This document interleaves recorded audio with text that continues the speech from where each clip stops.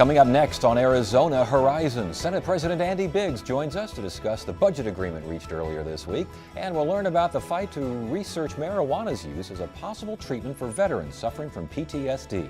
Those stories next on Arizona Horizon. Arizona Horizon is made possible by contributions from the Friends of Eight, members of your Arizona PBS station. Thank you. Good evening and welcome to Arizona Horizon. I'm Ted Simons. Negotiations over the state budget made for a roller coaster ride this legislative session, but the ride finally ended earlier this week. And here to talk about that and more is Senate President Andy Biggs. Good to see you again. Thanks for joining us. Thank you. Good to be here. Thoughts, $9.23 billion budget here. Your thoughts on the agreement? Well, I don't think we could have gotten a better agreement with the current constituency of the Senate, House, and the executive. I think everybody worked very hard. Some people moved a bit more than they would have liked, but I think everybody gave in here and there to get a budget that's probably right for the state. There seemed to be a perception that the governor and the House were on one side, if you will, and you and the Senate were on another side. Is that an accurate description? I don't believe I would characterize that. I mean, the way it worked is the Senate produced a budget that we felt we could get 16 on. We then contacted House and the executive, and we were very transparent with them, told them this is what we have. What do you think you need? And we had some great negotiations. And I never felt that there was an adversarial relationship between any of the bodies, because we continued to come back and forth and had some very candid discussions. And in fact, the way we did this year is a little bit unusual, because we laid it all out there for the world to see, and then just had a series of committee hearings back and forth, and you actually got to see how that worked. Democrats would say that, though, that they saw the same old thing, and we've already heard from them saying that they were not consulted, never consulted about what was important to them. First of all, is that valid? And secondly, with so little input on that particular side, is that good for Arizona?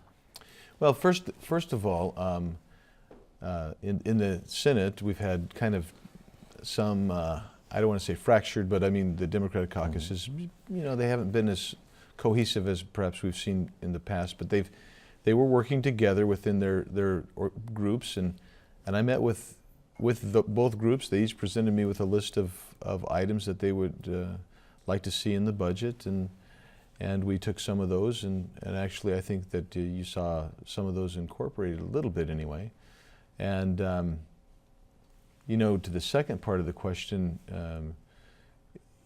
here's what has to happen. You have to get 1631 and the executive signature.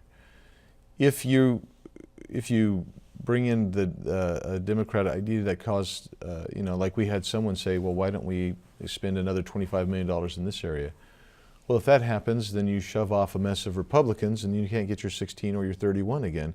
Maybe the governor's not okay with that. So you have to be aware of what's necessary to get a budget out. With that in mind, though, again, is that good for Arizona? Does good policy necessarily come from that kind of horse trading, if you will?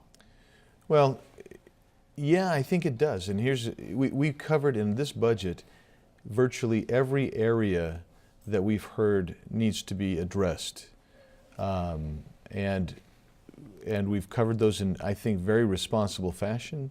We've increased spending in this budget by, roughly $420 million over 2014. We still are facing, future budget deficits that we have to be cognizant of as well. So you have to take the full picture into account. So if one side's saying, well, we just simply didn't spend enough money here, how would you like to address how you get that money to spend that money? So I think it was a good policy. I think this budget in particular has a lot to merit support from people all across the aisle. One of the sticking points in the budget was this post-CPS agency. I don't think we have technically a name for it yet. How much of a sticking point was that? I think that was overblown, to be frank with you. I mean, and this is part of the thing that I find interesting, is I did talk to many Democrats about this is kind of where we're going, this is where we're headed. And I think everybody's basically on board with the common theme is something has to be done. We're creating this new agency. Do we write the blank check for them right now or not? As it is, we contextually, this is important. We took a $670 million agency, and now we're about a $730 million agency after this budget.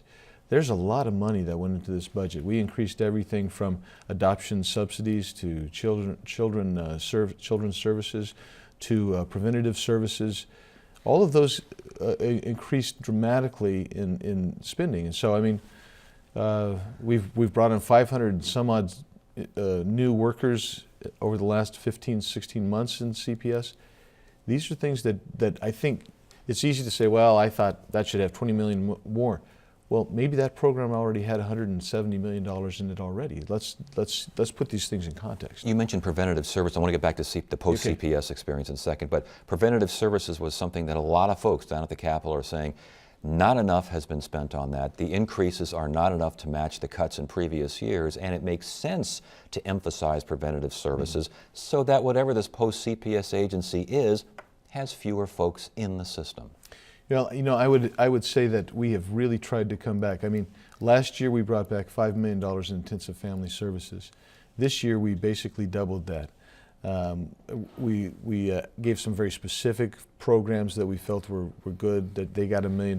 We brought in additional funding to take that almost to, I think it's just right at $10 million for intensive family services, which is a preventative program.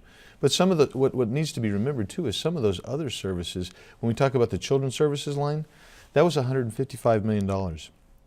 We added another $5 million to it. That part of what that does is deal with services for children, both in the home setting and then if there is a removal setting. So there is money in there as well going for that. There's some other areas where we are funding. $130 million already goes into child care subsidies, for instance. The First Things First program, $81 million and 14,000 scholarships last year for 0 to 5, age 0 to 5. So there's a lot of money going to these preventative services. A lot of money going to these services, and from a distance, it sounds like a lot of money. But folks who are in the trenches there are saying that they're overwhelmed, they need more help. How far should the legislature go to help them? Well, one of the things that we've done is, as I said earlier, was we've given over 500 new workers in the last 15 months. January of 2013, January of 2014, and in this budget here. That's a lot of new workers. They haven't even been able to fill all those positions. Do we still have a backlog? Yes, we still have a backlog. I would suggest that as we go forward and we see this new agency established and we're trying to get rid of that backlog, when that backlog is eliminated, you're going to see the caseload be much more manageable. The district charter school system, the program, if you will, that seemed to be a sticking point as well. $24.5 million, I guess, for one more year, and after that, kaput, it's ball game. Why change the rules on this program? It seemed like the legislator wanted districts to do this. Districts did this. Now the legislature is saying, stop doing this. Well, I'll give you the brief history of this. When the charter school movement and the statutes were passed, they allowed a district to charter, but the rationale for that was that we don't know who was going to charter. You wanted to incentivize. And so what we saw is districts came in and you had districts that would charter all over the state. They would create charter schools. Now that we have the charter school movement full on, fully blown, fully grown, and still growing actually I should say, and about 15% of all students are in charter, you don't need a district charter anymore. But what we saw happen, and last year when we did the budget, we put a moratorium in saying, hey, you can't do this anymore, no new schools, because we'd heard that people were going to be going, districts wanted to go and convert. Mm-hmm. But their conversion was not necessarily because they love school choice. Their conversion was because they felt that they could get, well, some people call it the double dip, I don't call it that, but what you had is, if you're a district charter, you get access to basically all the basic state aid, you get access to the local tax base, plus you get the additional assistance given to charters, which was supposed to be because the charters have no access to any of those other fees. Right, but with that in mind, what I've heard you say now is that the districts will create the charter schools because of perhaps X, and the money that is used, which is Y, is not being used correctly. Regardless of what happens to that money, if it means, and if school choice is a good thing, and if districts are starting up these charters, X, Y, or Z, does it really matter? Because the charters are coming in, the kids and parents are having more choice. That seems to be what most lawmakers want. Yeah, but here's the deal. What you have to face. Number one, we can't afford it. The projection for this is a $470 million expense over 3 years. So you can't afford that. You simply can't afford that. Number two is we have districts that are basically saying, don't worry, parents, even though we're calling your kids' school a charter school now, we're not changing anything about it. The third thing is we have statute currently that proscribes how you use that money. So Right. It must be used for the campus that you're calling a charter. And most of the hate email that I received over this issue, they didn't understand that, but they would admit, hey, we're going to bring back the music program in our district with this funding. Well, guess what? That would be an illegal use of the funding. And that would also mitigate against the argument that, hey, we're doing this for school choice. And so you had, Right. this is a complex problem. Yeah, indeed. And I guess, without going too deeply, I guess some folks would say, go ahead, bring back misuse it to a certain degree. It does mean a charter school is in existence, and that's a good thing. But I understand where you're coming. But real quickly, is it okay if some are saying that you're not honoring the deal? I mean, that was the deal, and now I think you want to go retroactive to last year, didn't you? Yeah, originally? Yeah, but you have another issue, Ted. And I call it the career ladders issue. If you remember when we had career ladders, you had some schools that were able to get in, others were not. And when those others couldn't get in, we had a big lawsuit. Well, since you can't afford this program, unless you eliminate some of the other programs, and nobody wanted to eliminate those other programs, what we did is we said, how about this? You really want to be a charter school? We'll fund you just like a charter school. Your governance has to be just like a charter school. How do you feel about that? Well, guess what they said? We don't want anything to do with being just like a charter school. We want the extra money, we want the local tax base, and we want to keep the governance model that we have. Well, you got to be one or the other. And they're going to be one or the other for, I guess, another year, and then that program does go away. That's correct. One of your quotes is, we're not out of the woods yet, regarding the budget in general. What constitutes the woods, and what constitutes getting out of them? Well, here's what you have. We have, even with this budget, you have a structural deficit of about $400 million. The reason we're able to do this budget is because as we budgeted over the last 3 years, we saved money anticipating this, we would still be in trouble, which we are. So we have a cash balance, but we have a structural balance. That means we spend more money than we actually bring in revenue. And the Finance Advisory Committee actually met today. They reduced the growth projection for 2015 from 5.3%, which is what the budget kind of was based on, to 5%. Now, that's not overall a great number. It's about $20 million, $60 million over 3 years, and 16, 17 a little bit. But we also have, so structurally, we will be $200 some odd million in the hole in 17. So we're going the right direction. We're not there yet. But you also have a cash imbalance, because all through those years, we keep spending more than we bring in. So at some point, you have a cash imbalance. We can handle that as well, although that's not constitutional.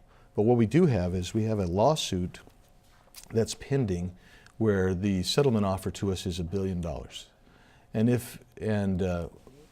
the liability's already been discerned. We're going to be held liable. The question is how much we're going to get hit for. We're hoping that's $280. But if it's $320 million a year and they come on in 16, then our structural deficit is $1.5 billion in 2017. That's not out of the woods yet, by the way. That's not out of the woods. Of course, some would say, there are ways to raise revenue to get out of those woods, but we don't have time to get into that particular debate. Before you go, another quote. Yeah. Government is not compassionate or merciful. Government is raw power. It does not show empathy or mercy. Right. Do you believe that? Yeah, and let me tell you why. George Washington actually, my quote is a derivative of one of his quotes, which said, people need to be very careful with government because it is raw power.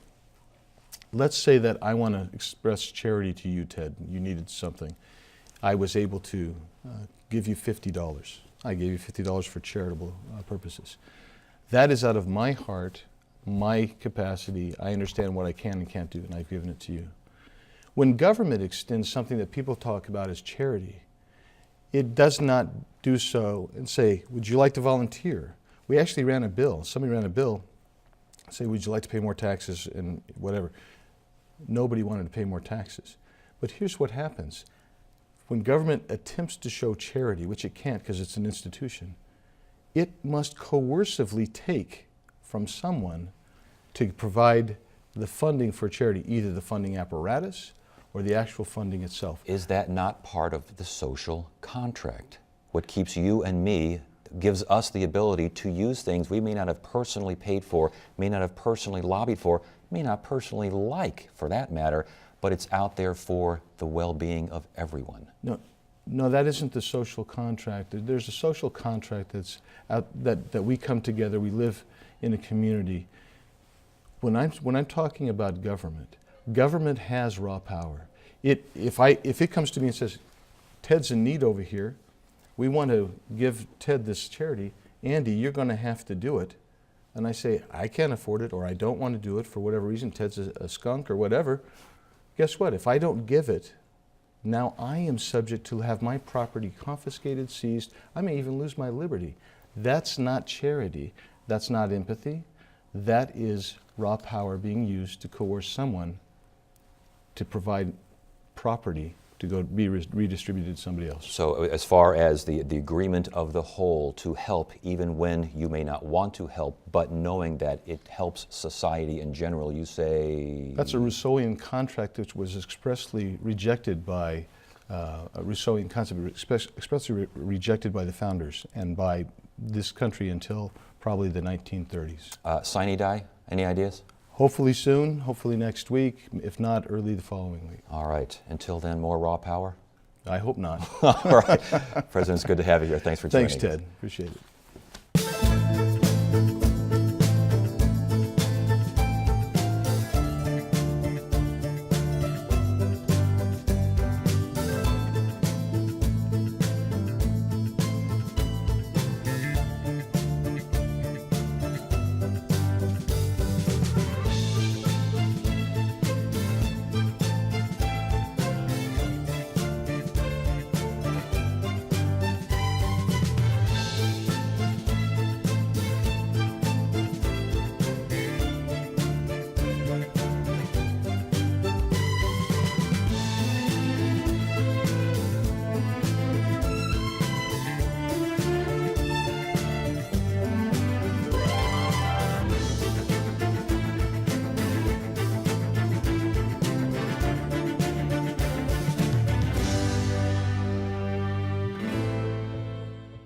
Get the inside scoop on what's happening at Arizona PBS. Become an 8 Insider.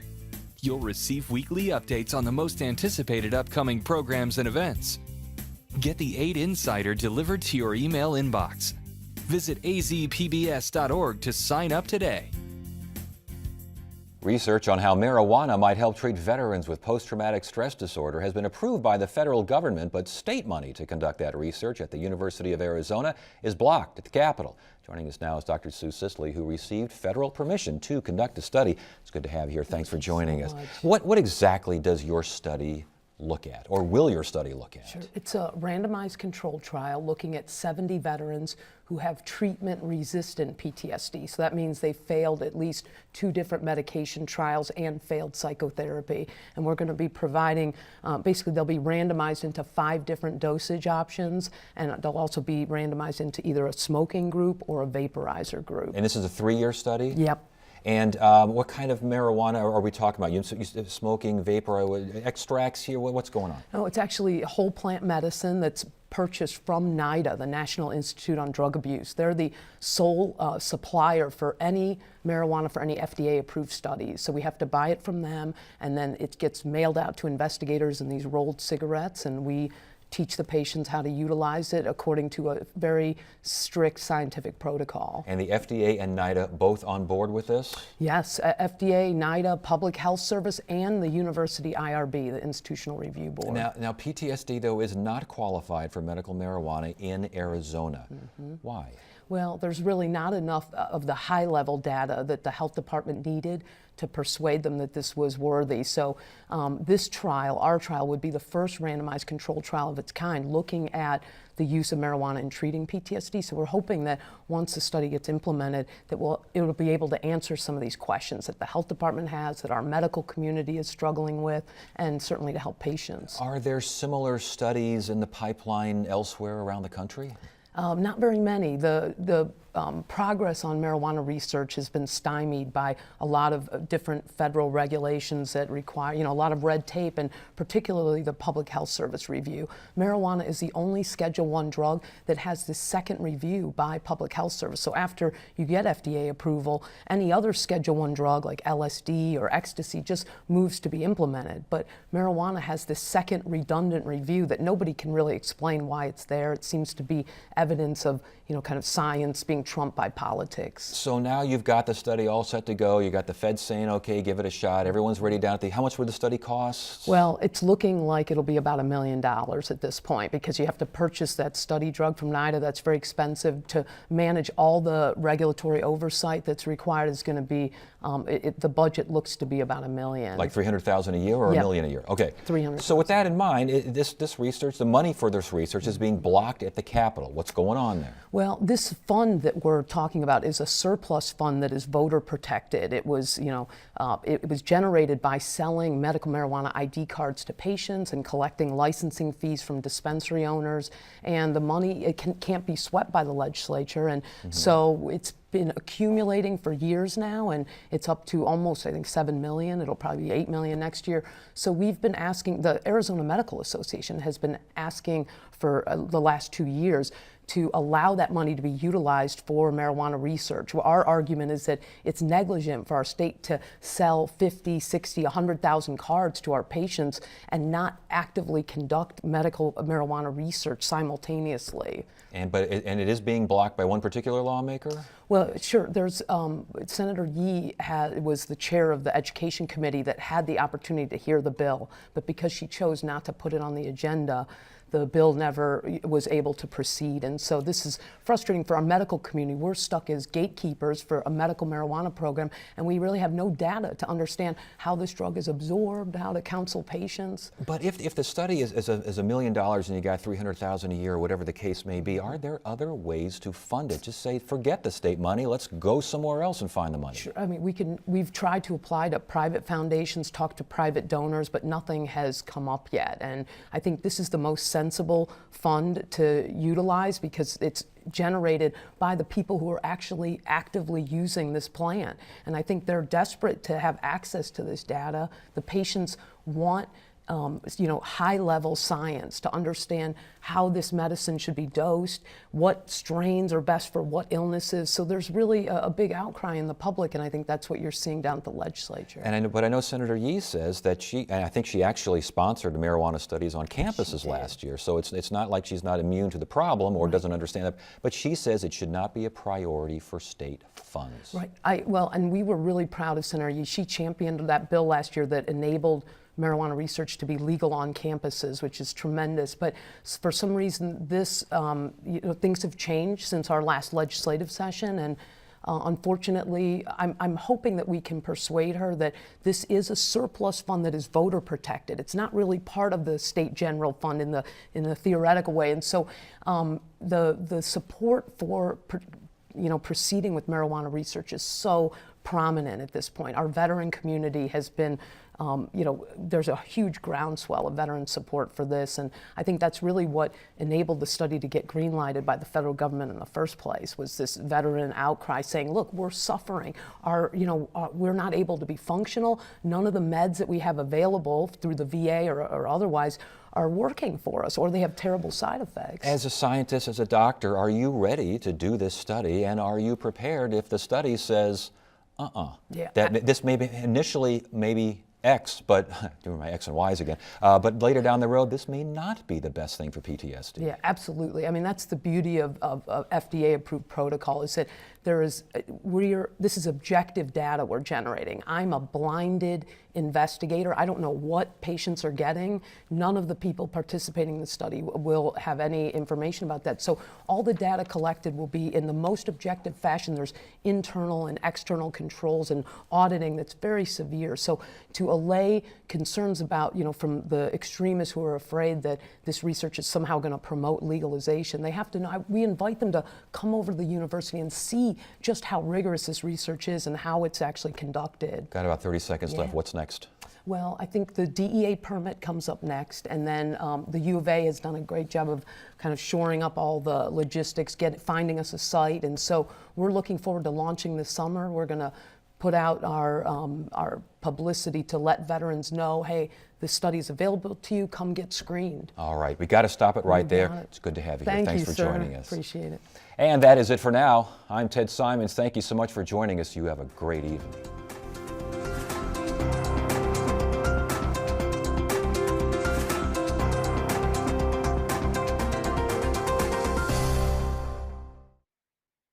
Arizona Horizon is made possible by contributions from the Friends of Eight, members of your Arizona PBS station. Thank you.